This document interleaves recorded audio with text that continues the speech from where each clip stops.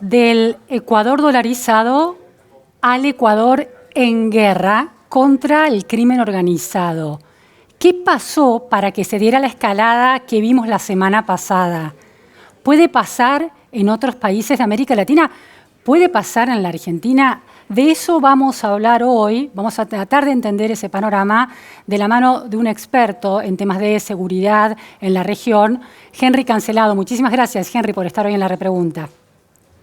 Bueno, no, un gran saludo, muchas gracias a ustedes por la invitación. Henry Cancelado es colombiano, experto en relaciones internacionales, defensa y seguridad en la Cuenca del Caribe y Centroamérica, politólogo por la Universidad Nacional de Colombia e investigador del Estrategos, Observatorio de Seguridad Global de la Universidad de los Andes en Colombia. Henry, desde la Argentina, desde la impunidad que da la distancia, se elaboran múltiples hipótesis explicativas en torno a la escalada de violencia del crimen organizado, violencia narco, invadiendo la vida cotidiana del Ecuador, sucedió la semana pasada. Con tu cercanía, por estar situado en Colombia y por tu experiencia y tu saber sobre este tema de la seguridad en la región, ¿cuál es, en tu perspectiva, cuáles son las principales hipótesis explicativas de lo que está sucediendo? Bueno, en primer lugar, es un comportamiento que se da de las mafias, si me permiten pues, decirles mafias, que es como el término coloquial a estos grupos. Lo hemos visto en Colombia, en alguna manera, ¿cierto? Después de la caída de los grandes carteles de Medellín y Cali, hay una diáspora siempre por los negocios. Vemos esta gran cantidad de grupos también en México. ¿Sí? Obviamente siempre hay un grupo que se impone sobre los demás, pero siempre vamos a tener una gran cantidad de grupos. Ahorita que lo decías en la presentación, incluso se esperaba que ocurriera en Argentina, ¿sí? Especialmente pues porque en algún momento la zona norte de Argentina experimentó como un aumento, ¿sí? Y había rutas hacia la parte de Misiones, Río Paraná, etcétera. ¿M? Entonces se esperaba un aumento, ahí tocaría analizar qué pasa en la Argentina que no se da como en otros lados, ¿cierto? Entonces como que ¡pum! El fenómeno baja, incluso recuerdo una frase controversial de Francisco, el Papa, que dice, ojalá Rosario no sea la próxima Medellín o Ciudad Juárez, ¿sí? Sí, sí. Entonces, como que sí es un fenómeno normal, en Haití lo vemos con otras características y llega al Ecuador. Lo que pasa es que en Ecuador no había pasado nunca nada de este tipo de cosas. Entonces, en primer lugar, una diáspora natural que ocurre en dos momentos de las mafias, cuando el negocio va en ascenso o cuando el negocio va en descenso. En ascenso lo vemos en Ecuador, en descenso lo estamos viendo en Colombia. ¿Sí? Entonces, ese es un segundo elemento. Primero, un elemento natural de diáspora criminal. Segundo, un elemento de ascenso en el negocio en Ecuador. Y tercero, un gobierno que viene con fuerza y que quiere golpear a estos grupos. Entonces, prácticamente están como midiendo la capacidad de respuesta del gobierno. Pero también se da el tema de la posición geográfica. Ecuador es un país pues, que da costa hacia la costa del Pacífico, rutas que ya venían de México, que daban sobre el Pacífico colombiano, en la frontera con Ecuador, departamento del Nariño, que es el último departamento antes de Ecuador en Colombia y que da costa hacia el Pacífico. Nosotros somos una pequeña ciudad que se llama Tumaco, que también tiene un problema de violencia bastante grande Ujú. en torno al narcotráfico. Entonces, tenemos el tema económico, ¿cierto? Polarización. Estoy de acuerdo que ese es un aspecto importante, sobre todo porque pues estos son grupos que en ascenso están buscando capital para consolidarse en su violencia. ¿A qué me refiero con Ujú. eso? Aumentar gente, aumentar armamento. ¿Y cómo compras el armamento? En dólares, en los mercados negros internacionales. Como lo vimos en las imágenes de la toma del noticiero, vemos pues que hay un armamento no muy elaborado, vemos machetes, vemos algunas escopetas, no cosas como las que vemos en México, en Jalisco Nueva Generación, ¿verdad? Que es casi que un ejército ya muy organizado, o como el armamento que en algún momento se usaba en Colombia, ¿no? Subametralladoras, etcétera, etcétera, ¿sí? Entonces, lo que vamos a tener son grupos que están buscando captar capital para aumentar su capacidad y poder enfrentarse entre ellos. Lo que le espera a Ecuador es una guerra entre ellos también. Ujú. No Ujú. solo la guerra contra el Estado, porque es que un grupo de estos tiene dos grandes enemigos, sus contendientes y el Estado. ¿Mm? Y Eh, es un recrudecimiento duro. Henry, en agosto del año pasado, cuando fue el asesinato de Villavicencio, de Fernando Villavicencio, candidato a presidente asesinado muy protegido por custodios, pero finalmente asesinado en plena campaña presidencial, Daniel Noboa, que todavía no era el presidente, asumiría después más tarde en noviembre, contestó acerca de qué es lo que estaba pasando en Ecuador y planteaba que no hay poder fronterizo real ni portuario, una imposibilidad de controlar el tráfico de drogas, y allí está de acuerdo con Noboa, el tercer puerto más importante de América Latina, el puerto de Guayaquil. También señalaba la dolarización en los términos que lo describías vos, y la hipótesis que lo que está señalando de panorama regional, el puerto y la debilidad fronteriza con una inmigración que fluye demasiado fácilmente, es parte de este panorama que estás describiendo, de ese mapa de la región que estás describiendo. Sí, sí, ciertamente ocurre porque es que el narcotráfico, las mafias son globales. Ellas se mueven también en una globalización como se mueven todos los flujos económicos, incluso los flujos legales. Ellos hacen alianzas, ellos llegan, abren mercados, golpean, se consolidan, etcétera. ¿Quién abrió todo el Pacífico al narcotráfico? Se abre desde México. Se abre desde México, precisamente pues es que Acapulco da el Pacífico, entonces todo el Estado Guerrero y todas las bandas que dan Baja California, Estado Guerrero, pues obviamente se van en la ruta sobre el Pacífico. Ahorita tenemos nuevas drogas que llegan de Asia, como el fentanilo, por ejemplo. ¿Cuál es la ruta? El Pacífico. Y muy complicado, en Ecuador menos, pero en el caso colombiano, por ejemplo, el control sobre el Pacífico es muy difícil porque es una selva tropical. ¿Sí? Claro. Entonces, ¿quién controla eso? Estoy de acuerdo con lo que dice el presidente Novoa. Controlar las fronteras en América Latina es muy difícil por dos cosas específicamente. Primero, por su topografía y geografía, ¿cierto? Por todo lo que representan las fronteras. Y segundo, por el tamaño de los países.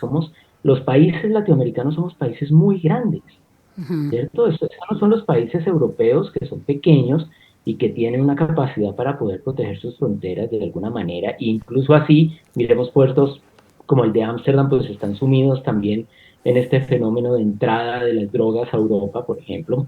Pero digamos que tienen mayor capacidad también por eso. Entonces, el tamaño de los países, la dificultad geográfica del control de las fronteras. Es Eh, bastante complicado.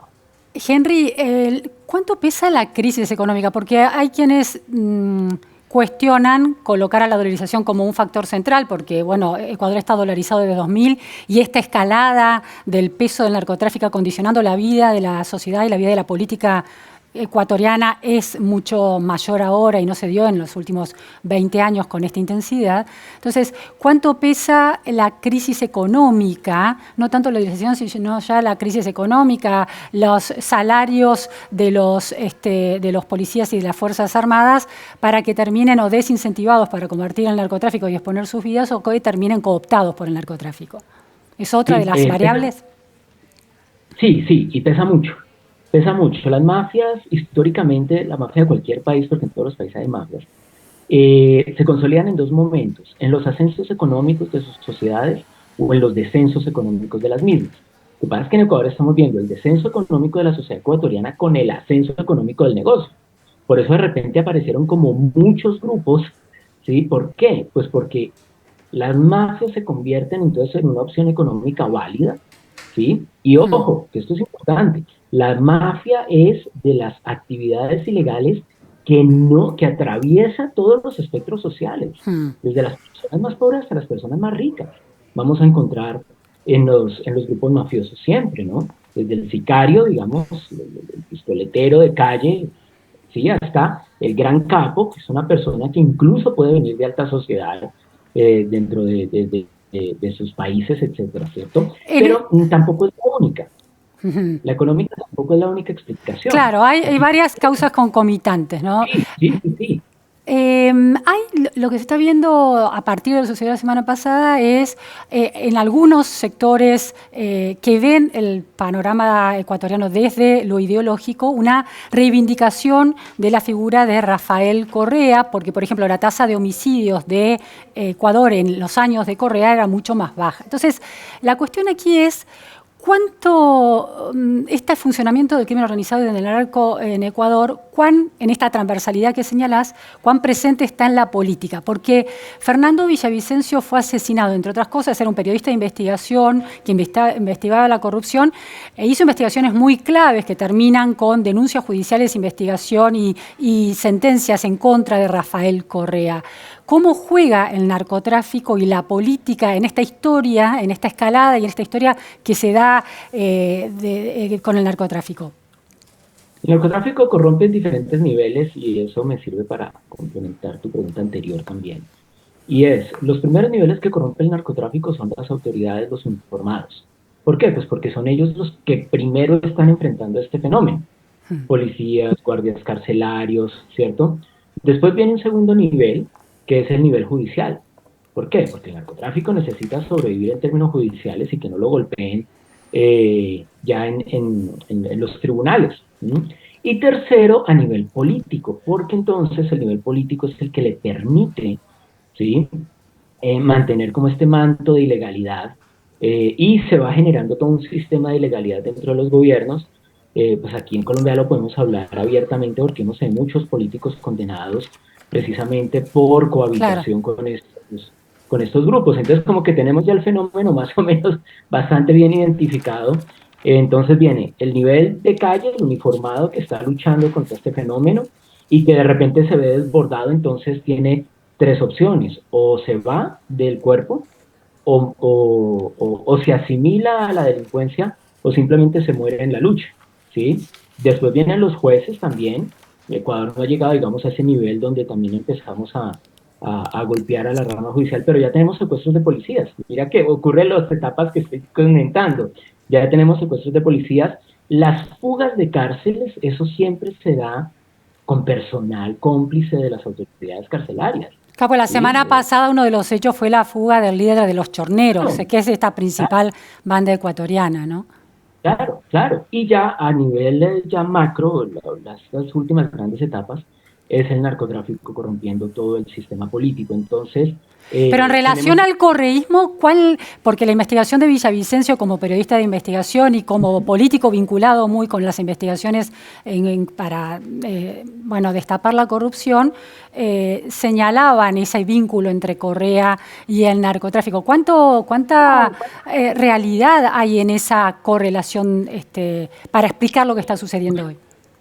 Es complicado determinar el nivel de correlación y el nivel en el cual el narcotráfico ingresó, porque es que un gobierno es muy grande y no necesariamente debe corromper a las cabezas. Con que corrompa a las estructuras medias de cualquier gobierno, a las burocracias profesionales, ya es suficiente para ellos, ¿cierto? Comandantes de policía, comandantes de fuerzas militares, jueces, congresistas, ¿cierto? Se conforman con eso, ministros, que les permita moverse libremente, por ejemplo, a nivel de transporte, etcétera. Con eso se conforman, no necesariamente tienen que ir a la cabeza. Ahora bien, hay un problema grande en América Latina y es que siempre que empezamos a hablar de narcotráfico, empiezan a aparecer esas complicidades con los gobiernos, ¿no? Y se habla entonces de Venezuela, el cártel de los soles, los generales, Maduro, Alex Saab, etcétera. Entonces tenemos el tema en Ecuador con Correa. También lo tenemos aquí en Colombia, incluso tuvimos un presidente muy cuestionado que fue Ernesto Samper, que dicen que fue subido por el narcotráfico. Entonces siempre vamos a tener esos, pero yo soy muy escéptico de que el narcotráfico necesite corromper a la cabeza. Primero, es un desgaste político muy grande. Casi, claro, tiene más costos que beneficios, queda muy expuesto el propio narcotráfico. Por supuesto, en cambio, corromper las estructuras de gobierno es mucho más sencillo, es más rentable, es más barato también para ellos y les genera mucho más beneficios en términos prácticos. Hay toda una discusión en América Latina sobre la tasa de homicidio, ¿no?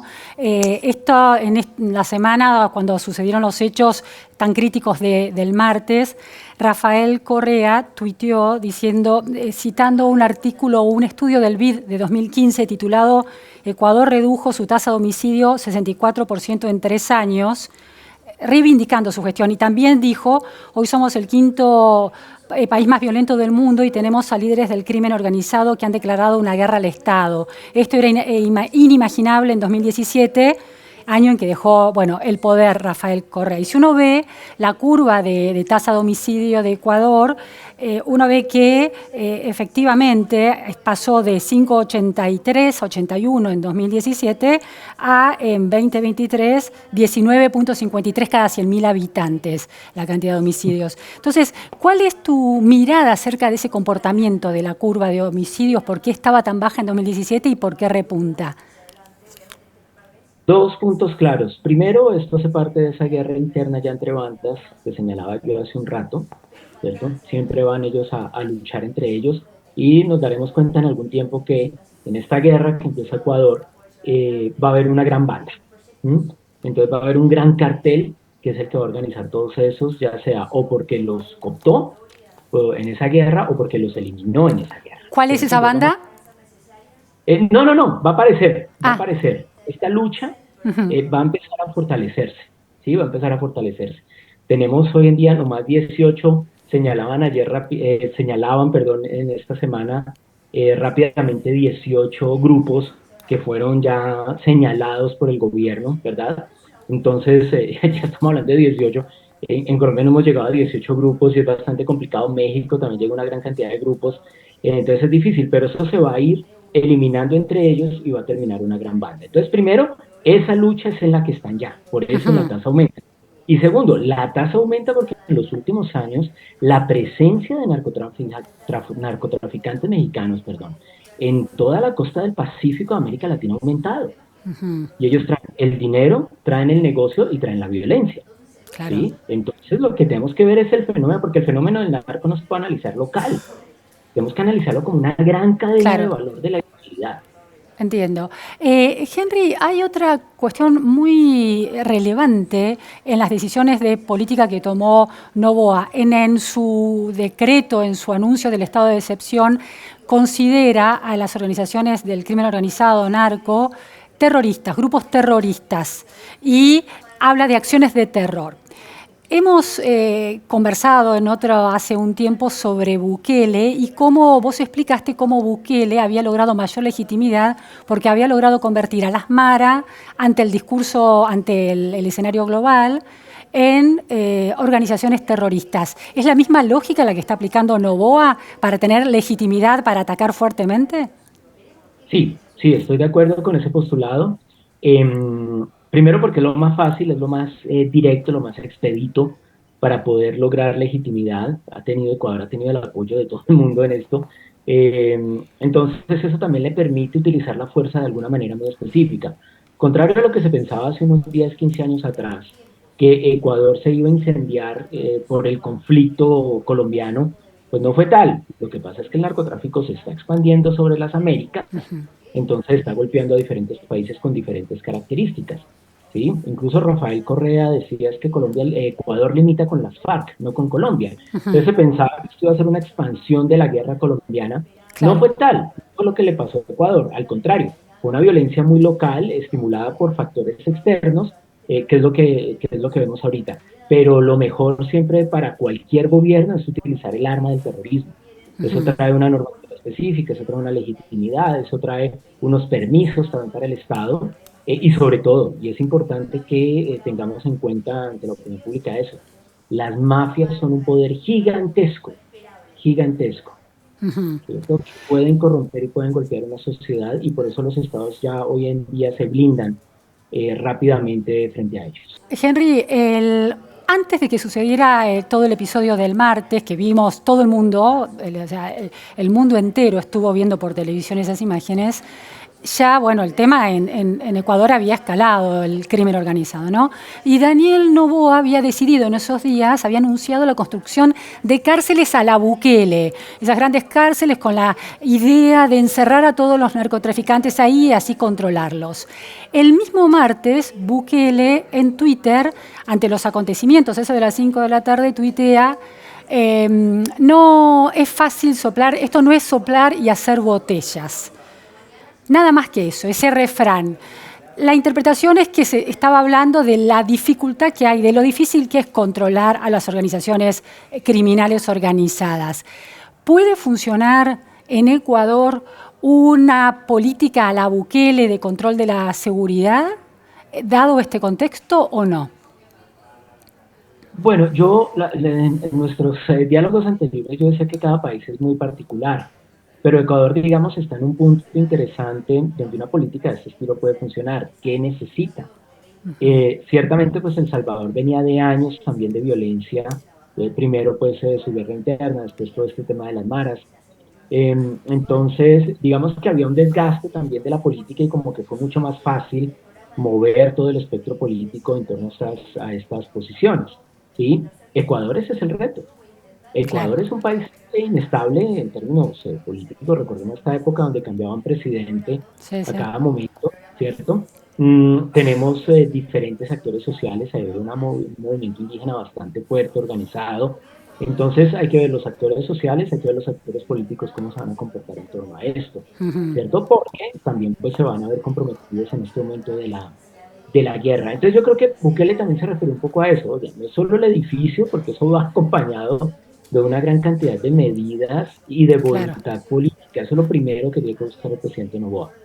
Él ya dijo, vamos a luchar contra esto, listo. El resto de la sociedad, ¿cómo le va a responder a esa guerra? Claro, Porque porque no es una guerra. Bukele es muy cuestionado por la violación de derechos humanos que representa esa guerra, ¿no? Sí, lo más curioso es que es más cuestionado fuera que adentro de El Salvador, ¿sí? Ujú, claro. Y él mismo lo ha dicho abiertamente, en serio, si quieren llevárselos porque les duelen estos prisioneros, llévenselos, se los doy, Claro. ¿cierto? Es lo que él dice abiertamente. Pero adentro, adentro lo cuestionarán uno o dos políticos y eso. Recordemos que el primer acto de Bukele fue militarizar el Congreso. Sí, sí, Él sí. llega como a militar al Congreso. Entonces ahí ya está mandando un mensaje. Claro. Ecuador soportará ese nivel de escalada de la autoridad que necesita el presidente, no lo sé. Ujú. Muy, muy, muy inquietante el escenario. Y finalmente quiero trasladarlo, habías hecho la referencia a Argentina y a Rosario. En estos últimos días, el nuevo gobernador de Santa Fe, Puyaro, recibió amenazas directas a su vida por parte de organizaciones vinculadas con el narcotráfico, e inclusive contra su familia, que tuvo que mudarse y recibir protección policial. ¿Cuánto Argentina es un país distinto, un territorio más vasto, un sistema institucional que parece más consolidado que en algunos otros países de América Latina, un sistema de partidos?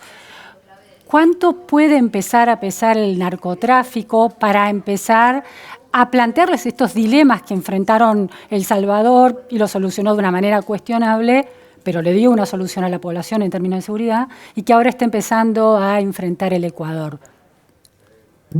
Bueno, ahí en Argentina hay que ver una cosa importante y es que, digamos, a pesar de cualquier consideración de política interna argentina, pues Argentina sí es uno de los países importantes en la región, es una economía que va y viene, pero digamos que siempre está en las primeras economías también de América Latina. Ujú. Entonces, cuando una sociedad tiene estos niveles de desarrollo como los que tiene Argentina, es mucho más difícil que el narco llegue a golpear rápidamente. ¿Por qué? Porque esto es como empezar a llenar, no sé, un vaso de agua, ¿no? Entonces se va llenando, y la economía legal va conteniendo, y rápidamente lo que sí vamos a encontrar en Argentina quizás son casos de lavado de activos.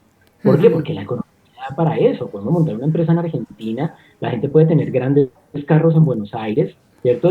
Pues como que pasa sin mucho cuestionamiento, ¿no? ¿Quiénes son estos? Pues cualquier riquillo que llegó a Argentina a invertir o cualquier empresa que llegó a Argentina a invertir, no pasa en otros Claro. países, ¿sí? Voy a poner un ejemplo muy colombiano. En los años 90 había un solo Lamborghini en la ciudad de Cali. Ujú. Pues ya sabemos de quién era, ¿sí? Era muy simple, ¿cierto? Pero en ciudades más grandes, en economías más robustas, ¿De empiezan Escobar a pasar. era de Escobar de quién era? No, ese era de los Rodríguez, del cartel de Cali. Ah, del De los cartel de Rodríguez, Cali, está bien. sí, del cartel de Cali. Entonces pasa, Escobar curiosamente no tenía estos niveles de lujo hacia afuera. Sus Ujú. casas eran impresionantes, pero hacia afuera no. El cartel de Cali sí. Entonces todo Sí, el sí, mundo sabía quiénes eran, cómo eran. Pero claro.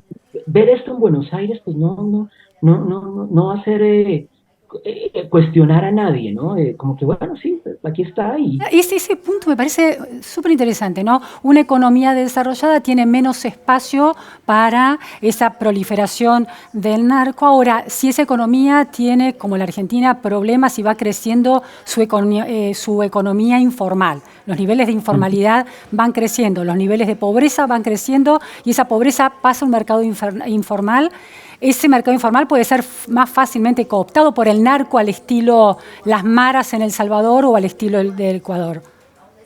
sí, entonces ahí, sí, no, tal cual. A lo que me Digo, refería, siguiendo tu razonamiento, que ese sí, no, tiempo no, puede llegar. eso es. Cuando me refería a que se demoraría un poco más es la violencia derivada del narco, porque es que las sociedades se afectan por lavado de activos, por reclutamiento y por la violencia directa. ¿Sí? Digamos, en Argentina nos podemos demorar muchísimo en ver bandas golpeándose o luchando contra el Estado en este sentido. Rápidamente vamos a ver dinero entrar a la economía argentina. ¿Sí? Claro. Eso sí puede pasar y precisamente exactamente por lo que está señalando también Luciana. Porque si bien la economía puede ser importante, hay una industrialización, Argentina pues tiene su base económica, etcétera, como te digo, diferente de las consideraciones internas, también hay unos esquemas informales y migratorios que hacen que Argentina y los grupos ilegales pues puedan empezar a encontrar nichos importantes, ¿no?, para meter dinero. Dos, Eso sí es lo primero que puede ocurrir. Dos últimas preguntas. En la presidencia de Javier Milei se instala la dolarización como una posibilidad para solucionar los problemas macroeconómicos de la Argentina. Esta dolarización, que en Ecuador no es un factor central, pero coadyuva, aporta a la consolidación del narcotráfico, podría ser otro de los factores que Argentina abriera un poquito más esa posibilidad. Sí, es posible y combinado con otros factores que son importantes ahí. Claro. Si yo soy un narcotraficante en América Latina, ¿dónde me escondo? ¿En Guayaquil o en Buenos Aires? ¿Dónde paso más desapercibido? ¿Dónde puedo fácilmente llegar con dólares y no va a haber tanto rollo? ¿Cierto? ¿En Lima o en Buenos Aires? ¿En Bogotá o en Buenos Aires? ¿Sí? Entonces, también ellos se mueven, es que se mueven mucho, ¿sí? Por eso podemos encontrar más fácilmente, digamos, si nos quisiéramos hacer una investigación acuciosa, Brasil vive con las alertas arriba en cuanto al lado de activos porque Sao Paulo, Río, etcétera, pues son ciudades con Claro. economías muy poderosas, ¿verdad? Sí, entonces como que hay que estar alerta de eso. Entonces yo de narco, ¿dónde meto la plata? ¿Dónde muevo? ¿Dónde levanto negocios? ¿Cierto? Para lavar activos. Pues en Buenos Aires, ahí en Suipacha, en Santa Fe, ¿cierto? Yo prácticamente puedo empezar a meterme y a moverme, ¿sí? Bien. Me lleno de negocios de la boca y de repente en la boca ya los negocios no son de argentinos, sino de gente de afuera, pero pues vendemos tango, asado, etcétera. Puede empezar a ocurrir ese fenómeno. Y Henry, la última cuestión, vos has explicado el fenómeno de las maras en El Salvador como organizaciones que nacen en los Estados Unidos, en la costa del Pacífico, y cuando el negocio del narco empieza a proliferar en la región, en Colombia, en El Salvador, en todo ese sector de América Latina, hay nuevas oportunidades ahí, entonces se mueven hacia El Salvador. ¿Algo de eso podría pasar en el caso de que en Rosario no pudiera ser contenido y en la zona, en la frontera norte de Argentina, no pudiera ser contenido el narcotráfico y proliferara como una oportunidad para que, bueno, lleguen bandas organizadas y se instalen porque es más rentable el negocio? En esos Sí, movimientos claro. globales. Total, además yo pondría ahí algo que Argentina ya lo sabe, ya lo ha luchado, ya lo viene dando. En toda la parte de Iguazú es el tema, pues en general en Argentina, Claro. todo el problema también, digamos, de grupos pro terrorismo islámico, ¿no? En Puerto Iguazú, ¿cierto? El clan Baracá, hace algunos años, toda esta zona. Entonces, imagínate si todo lo que hacían vendiendo cigarrillos ahora, si llega la droga, todo lo Claro, que pueden hacer. Y en este momento tan complicado al otro lado del mundo. claro. Eso va a ser una inyección de capitales al conflicto en Oriente Medio muy fuerte. ¿Y de dónde saldrían? De acá, de la triple frontera. ¿Sí? Además, porque es que esa triple frontera es muy complicada también. Muy complicada. Bueno, Entonces, entre más complicada sea la frontera, ellos se mueven mucho más fácil. bueno, un panorama realmente inquietante para un problema que tuvo su pico hace unas décadas en América Latina y ahora vuelve vestido de otra cosa, de terrorismo, de vinculaciones con organizaciones terroristas también globales. Muy interesante y muy preocupante, Henry, pero te agradezco este nivel de precisión. Muy amable. No, muchas gracias a ustedes por la invitación y de verdad es un gusto aquí compartir este diálogo. Gracias. Gracias a todos por estar en la repregunta.